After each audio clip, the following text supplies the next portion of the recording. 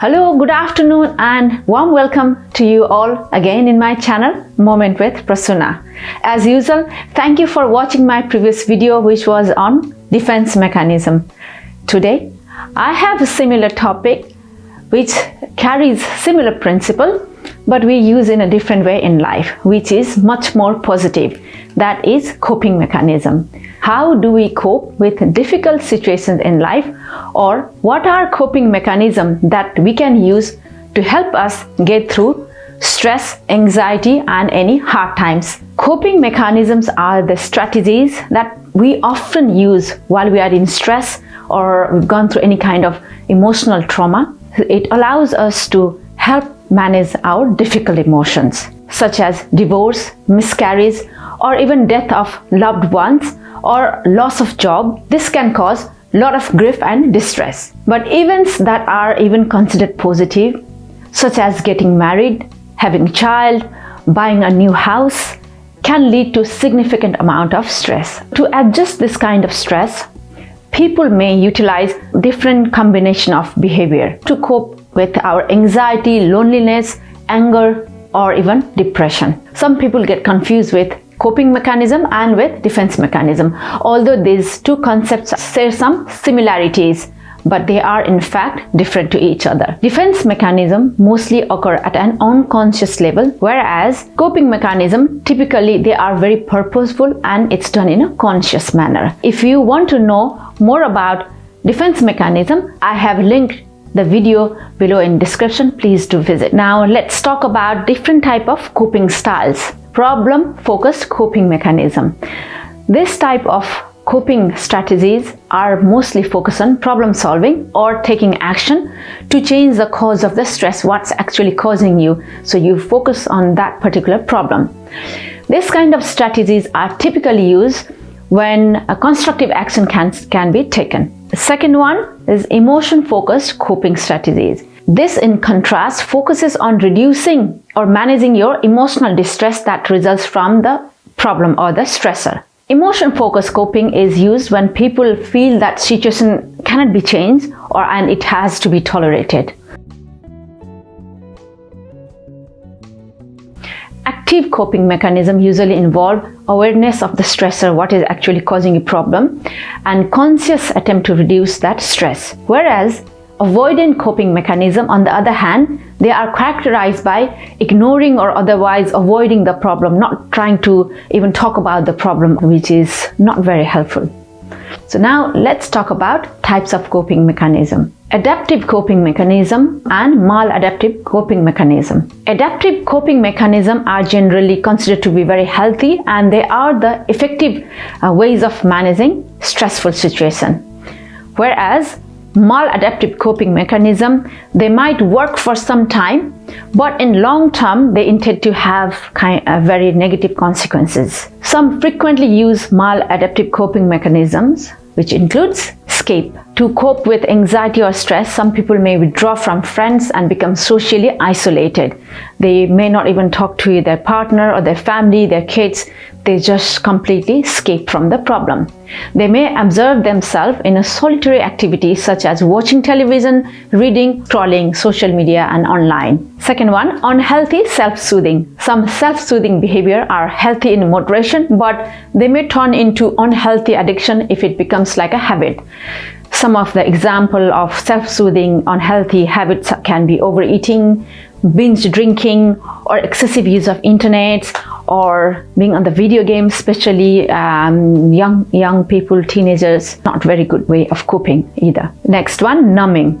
Some of the self-soothing behavior which I mentioned just now, such as overeating, drinking alcohol, being in the social media, it can be numbing behavior when it becomes your regular habit. Next one, compulsion and risk-taking. Stress can cause some people to seek an adrenaline rush through compulsive or risk-taking behaviors such as gambling, unsafe sex, experimenting with drugs, thefts, or even aggressive driving. Next one of the maladaptive behavior can be self-harm. People may engage in self-harming. Sometimes you see people harming themselves, cutting their fingers or banging their head. This kind of behavior to cope with extreme stress or trauma, because those people may not know how to use the adaptive type of coping mechanism. Now let's talk about the positive, the adaptive coping mechanism. Number one, support. Talking about your stressful event with your supportive person, one of your trusted friend, your partner, or any of your family member. This could be seeking external support instead of self-isolating and internalizing the effect of stress, and can greatly reduce the negative effects of difficult situation. Next one, relaxation. Any number of relaxing activities can help people to cope with stress. I normally do yoga, meditation, going for a walk, going to the gym, or sometimes just for a brief moment listening to the music. So making some videos, TikTok videos. So that's kind of my coping mechanism, and that will actually instantly help me get out of that stress.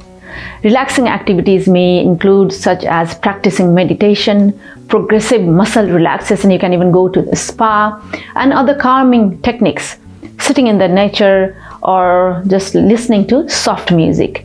That can be very soothing. Next one, problem solving. This coping mechanism involves identifying a problem that's actually causing you stress and then developing and putting into action some potential solutions so that you can manage effectively.